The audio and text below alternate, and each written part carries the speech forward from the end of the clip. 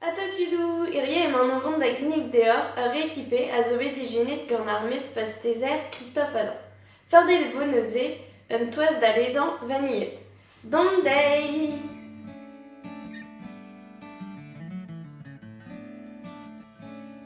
Ret e vo deoc'h kaout, 5 gram a tregont dien narvek, daou biz vanilla, 10 gram mel, 5 gram a tregont lez koazet disukr, 50 gram chokolad gwenn, 50 gram amand, ha 5 gram front vanilla. Digorit e daou ar biz vanilla ha tenit ar greun.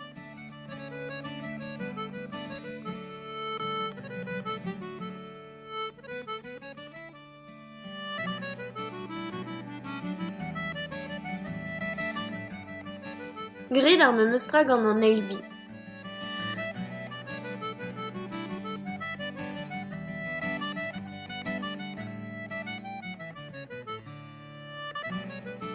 Lakid an dien linvek en ur gastelodenn a gouspennet an daou biz vanilla gant ar greun.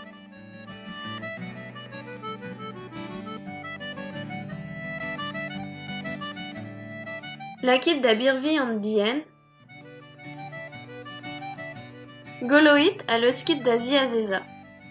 Da c'hortoz lakid da deuze ar chokolad gwenn en dourget.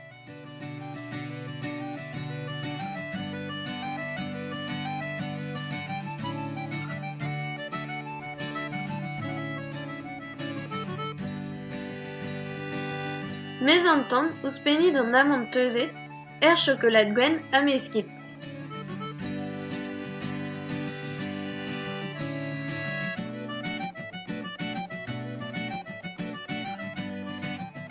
Da c'houde, kemerit ar gastelodenn gant an dien linvek ha tenit an daou biz vanilla.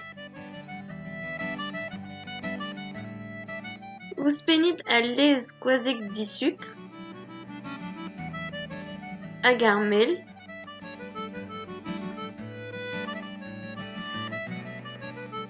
lakid da birvi pep tra.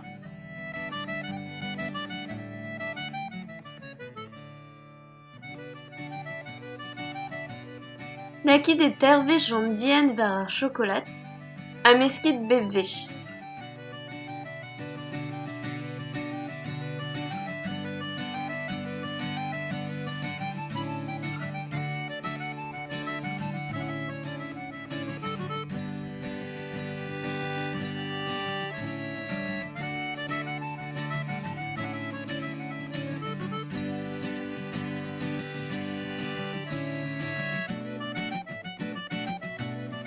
Hag evit echui, ouzhpenit ar front vanilla ha meskit ur wech diwezhañ.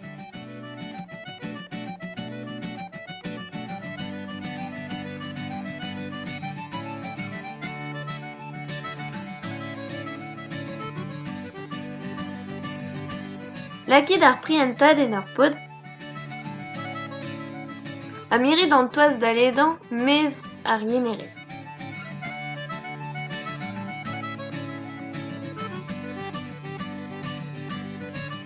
Setu, preste! Tu zo deoc'h debriñ an toaz war un tamm bara, un tamm briochen pe un tamm krampous. Ha memeus tu zo deoc'h debriñ gant ul loa. Galon vat deoc'h!